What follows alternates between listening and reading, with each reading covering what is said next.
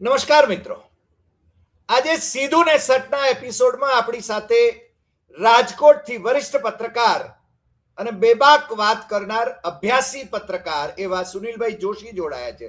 સુનિલભાઈ, આપનું સીધું ને સટમાં સ્વાગત છે. આપણા દર્શકોનું પણ સ્વાગત છે. આજે રાજકોટમાં માનનીય નાયબ મુખ્યમંત્રી હર્ષ સંઘવી પધાર્યા અને એમની મુલાકાત આજે ખોડલધામના ચેરમેન નરેશ પટેલ સાથે થઈ. એની ખૂબ ચર્ચા ચાલી રહી છે. અમે આપને અનુરોધ એટલા માટે કર્યો કે માત્ર વાતોના વડા નહીં પણ અંદર કી બાત ક્યા હૈ, કારણ કે ચર્ચા એવી છે કે 2027ની ચૂંટણી માથે આવી રહી છે અને ખોડલધામમાં આમ તો ટ્રસ્ટીઓ બધા જે ભેગા થયા છે એ તો મોટા ભાગના ભાજપના છે, પણ નરેશભાઈ શું કરવાના છે એ કઈ ખબર નથી. એટલે ખોડલધામ એને એક બાજુથી સુરત વાળાઓ તોડવાની કોશિશ કરતા હતા. મને લાગે છે કે એમાં છે ને ખોડલધામમાંથી હવે છે ને બીજું ધામ કરવાના છે.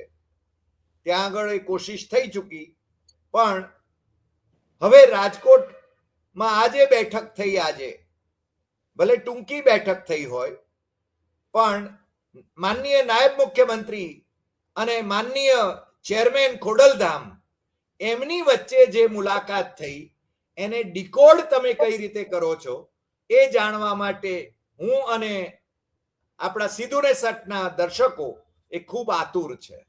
એટલે સુનિલભાઈ, ફરી એકવાર આપનું સ્વાગત અને આપ એના વિશે વાત કરો એવો અનુરોધ.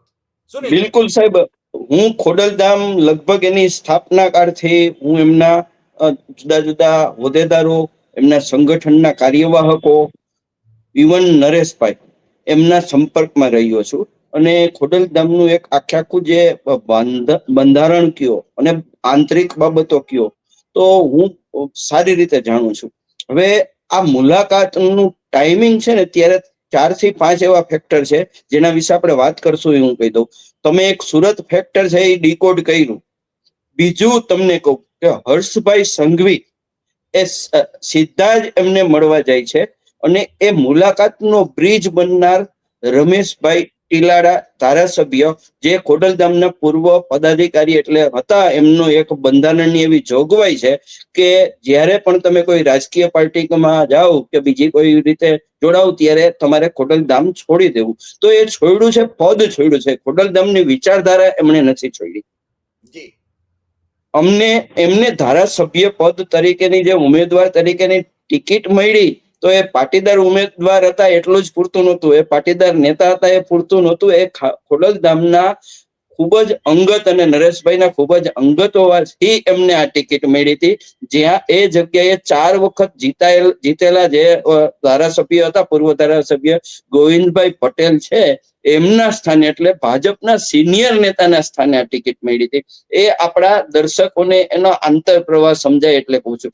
બીજું સાહેબ, કોઈના ધ્યાનમાં એ બાબત નથી ગઈ કે સ્વર્ગસ્થ વિજયભાઈ રૂપાણી, ગુજરાતના પૂર્વ મુખ્યમંત્રી, એમની જે અવસાન થયું એનું 1 વર્ષ પૂરું થયું ને એમના નિમિત્તે એમના પરિવાર દ્વારા અહીંયા સેવા કાર્યો ચાલે છે આજ અને આવતીકાલ સુધીના જુદા જુદા કેમ્પ. અને હર્ષભાઈ સંઘવીએ રૂપાણી પરિવારને યાદ નથી કર્યો અને એમને ત્યાં નથી ગયા. એ આપણા દર્શકોના ધ્યાનમાં નથી આવ્યું, રાજકોટના મીડિયાના પણ ધ્યાનમાં નથી આવ્યું. વિજયભાઈ રૂપાણીનો એક દીકરો જે ગુજરી ગયો હતો, એના નામે એક ટ્રસ્ટ ચાલતું હતું, પૂજિત રૂપાણી ટ્રસ્ટ ચાલે છે. એમનો આવતીકાલે એમનો કાર્યક્રમ છે, આજના પણ કેટલાક કાર્યક્રમ છે ને વિજયભાઈની વર્ષી પૂરેપૂરું 1 વર્ષ થયું છે. આખા ગુજરાત અને દેશમાં મીડિયામાં પણ આ વાતો આવેલી છે. તમને ખ્યાલ હશે, જુદું જુદું વિજયભાઈના કાલે યાદ કરવા મીડિયાએ બધું મૂક્યું છે. એમને ઘેર જઈને ઇન્ટરવ્યુ લીધા છે, એમના દીકરાને ઇન્ટરવ્યુ લીધા છે. તો આવા સમયે એક સૌજન્ય મુલાકાત રૂપાણી પરિવારની હર્ષભાઈ સંઘવીએ નથી લીધી. મતલબ પાર્ટી છે એ કંઈક સમથિંગ મેસેજ પણ આપે છે. આ એક વાત થઈ. બીજી, નરેશભાઈ પટેલને ત્યાં જવાથી જે તમને ખ્યાલ હોય તો થોડા સમય પહેલા મીડિયામાં આવ્યું હતું કે નરેશભાઈ એવું ઈચ્છે છે કે હવે ખોડલધામમાંથી નિવૃત્ત થઈ જવું, મારું કામ પૂરું થઈ ગયું, મેં ખોડલધામને એ પદે પહોંચાડી દીધું છે કે હવે એ એમને ચાલે. ખોડલધામ જે મેં જયારે શરૂઆત કરી ત્યારે 27 અંદર આંતરિક સંગઠનો કર્યા હતા, જેને આપણે વિભાગ કે વીજળી વિભાગ, ફલાણો વિભાગ, ઢીકણો વિભાગ, લોજિસ્ટિક, ટેમ્પલ બનતું હોય તો એનો પછી રેલી કાઢવી હોય તો એ મીડિયા વિભાગ, એવા 27 માંથી અત્યારે 124-25 વિભાગો થઈ ગયા છે. એટલે એ ઓટો મોડમાં આવી ગયું છે. નરેશ પટેલે જે વાત કરીને એને મીડિયાએ ટ્વિસ્ટ કરી અને નરેશભાઈ ખોડલધામ છોડી દેશે એવો મેસેજ ગયો. નરેશભાઈ છે જનરલી બ્રોડકાસ્ટ વેમાં વધારે હોય છે, ક્યારેય એ એવી રીતે નથી આવતા કે મીડિયાને બોલાવીને ખુલાસા કરે, એ એમની એક સ્ટાઇલ છે. તો એમણે જે મેસેજ છોડી દીધો પછી જે વળતું જે મીડિયા મેનેજમેન્ટ થવું જોઈએ જે તે ટાઈમે ન થયું. પરંતુ હર્ષભાઈ સંઘવી આજે એમને ઘેર જાય છે તો પેલી બધી જ બાબતોનો છેદ ઉડી ગયો. ખોડલધામના સર્વે સર્વા ચેરમેન કયો કે જે કયો એ નરેશ પટેલ જ છે અને પાર્ટી પણ નરેશ પટેલને જ સર્વે સર્વા માને છે.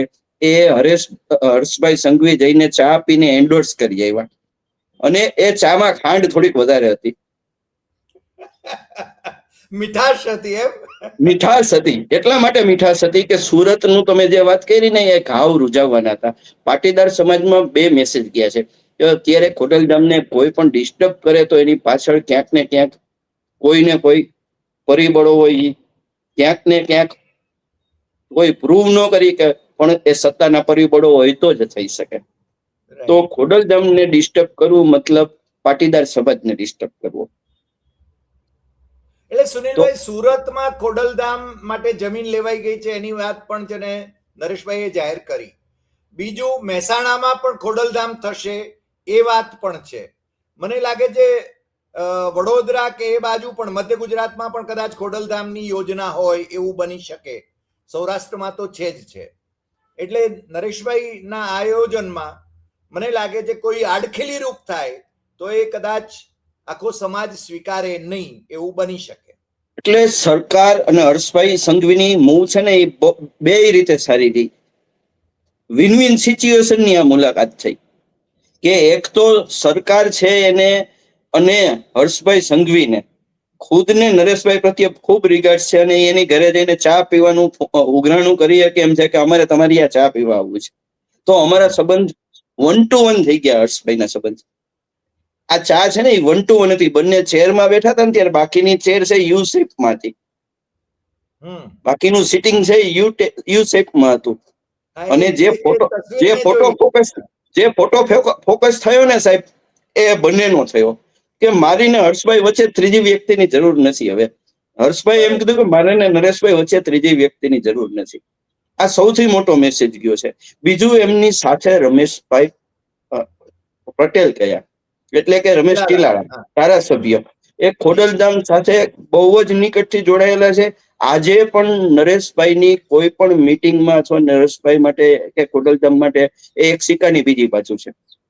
હવે જ્યારે એ હર્ષભાઈ સંઘવીને લઈને નરેશભાઈ પાસે જાય છે તો આપોઆપ રમેશભાઈ ટીલાળા છે એમનું કદ પણ વધારે છે. એ અત્યારે ધારાસભ્ય જ છે. હર્ષભાઈ છે તમે જાણો છો કે આગળ ભાજપમાં એનું ફ્યુચર ખૂબ મોટું છે, સરકારમાં ફ્યુચર એમનું ખૂબ મોટું છે અને અત્યારે પણ ડેપ્યુટી ચીફ મિનિસ્ટર છે જ. તો ગુજરાતનું સુનિલભાઈ હું હર્ષભાઈને ડિફેક્ટો ચીફ મિનિસ્ટર કહું છું. તમે બોલી ગયા.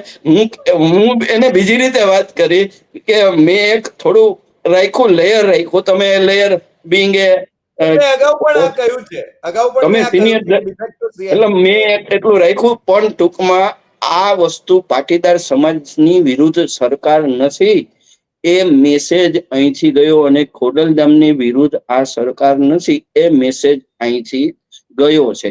પણ સાહેબ આ મેસેજ ગયો એની સાથે હું તમને વાત કરું કે ખોડલધામના કેટલાક મિત્રોએ એલાર્મ શરૂ કરી દીધો છે.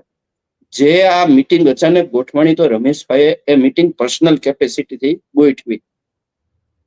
તો ખોડલધામના બીજા જે મિત્રો છે ને હિતેચ્છુઓ અને ખોડલધામના પાયાના પથ્થરો છે એને આ મુલાકાતને ખાનગી ધોરણે જે ક્યાંય બહાર નહીં આવે અને કદી જ નહીં આવે. તમારે આપણા દર્શકોને આટલો અંદાજ આવી જાય કે એમણે કીધું કે જોજો, સરકારની નજીક જવું અને દૂર રહેવું. અને જ્યારે આપણા જે ટ્રસ્ટી, ભૂતપૂર્વ ટ્રસ્ટી છે એ આ રીતે આગળ આવે છે, ત્યારે આપણે ખોડલધામ છે એ એક માતાજીની સંસ્થા છે અને ધાર્મિક સંસ્થા છે, તો એની ડેકોરમ જળવાય એવું અંદર ખાને એ લોકોના બહુ ધીમો સૂર છે. નરેશભાઈનું કદ એવડું છે, નરેશભાઈનું પ્રદાન એવડું છે ને ખોડલધામમાં, કે એને કોઈ ઇગ્નોર ન કરી શકે અથવા એમની પાસે કહી પણ ન શકે. પણ ક્યારેક નરેશભાઈ કોઈને લાઇટ વેઇટમાં પૂછે ને કે ભાઈ આ મુલાકાતનું શું બહારથી આવ્યું, તો કોઈક મિત્રો કહેશે, મને એવો પણ અંદાજ છે. હું એટલે સુધી વિઝિટ લઈ આવ્યો છું બધે અને પછી તમારી પાસે આવ્યો છું. તો હું તમને કહું કે આ મુલાકાત છે ને ગુજરાતના રાજકારણનો એક છે ને સૌરાષ્ટ્રનો એક નવું સ્ટેપ છે.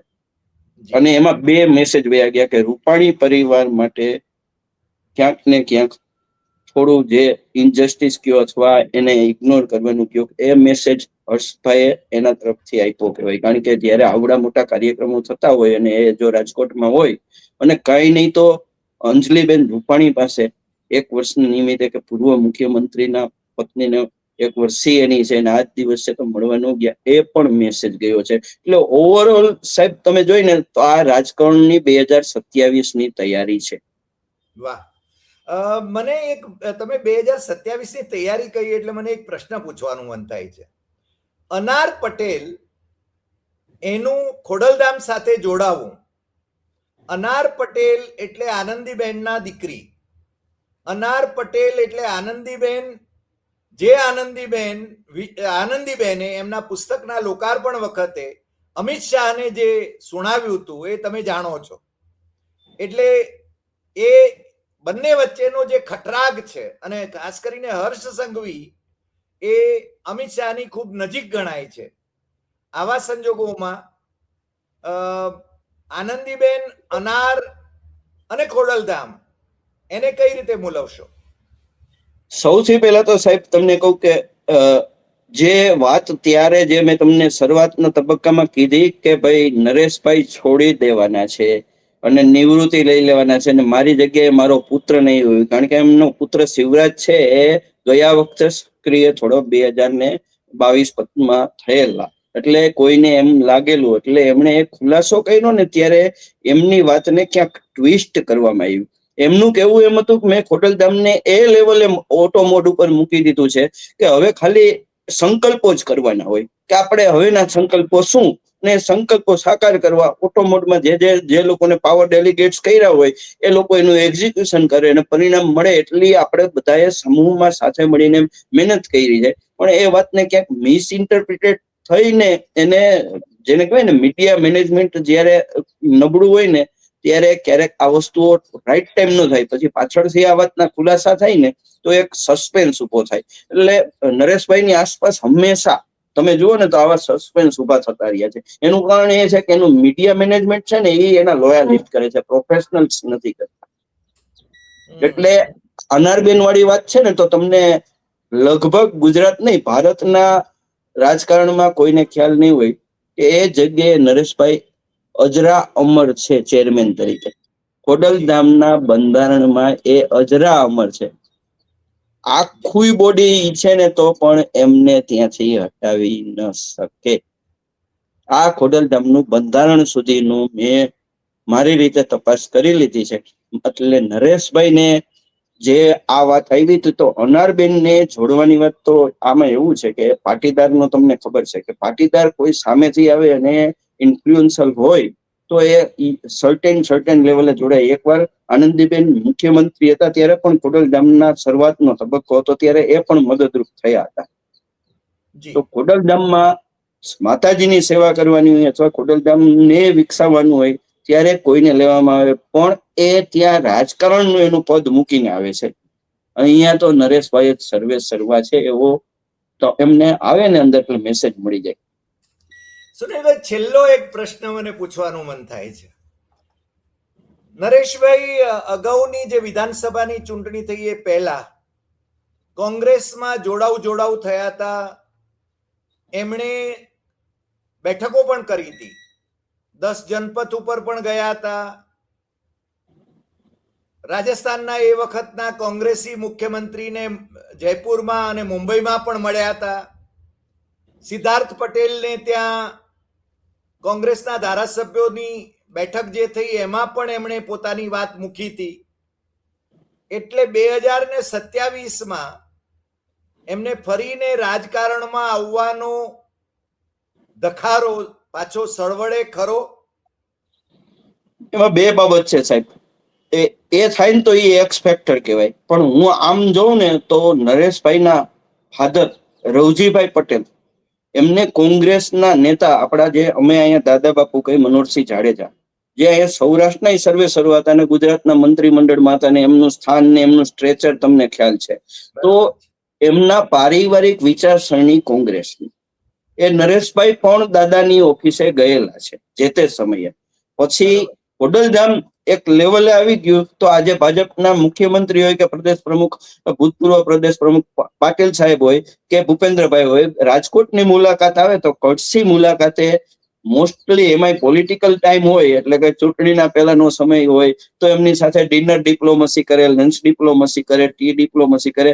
એ સિલસિલો આજે પણ હર્ષભાઈ સંઘવીએ સાચવી રાખ્યો છે અને હર્ષભાઈ એને 1 to 1 લઈ ગયા, પોતાના લેવલે લઈ ગયા. તો આખી બાબત હું એવું માનું છું કે નરેશભાઈને મિસ્ટ્રી કરવામાં મજા આવે છે. એક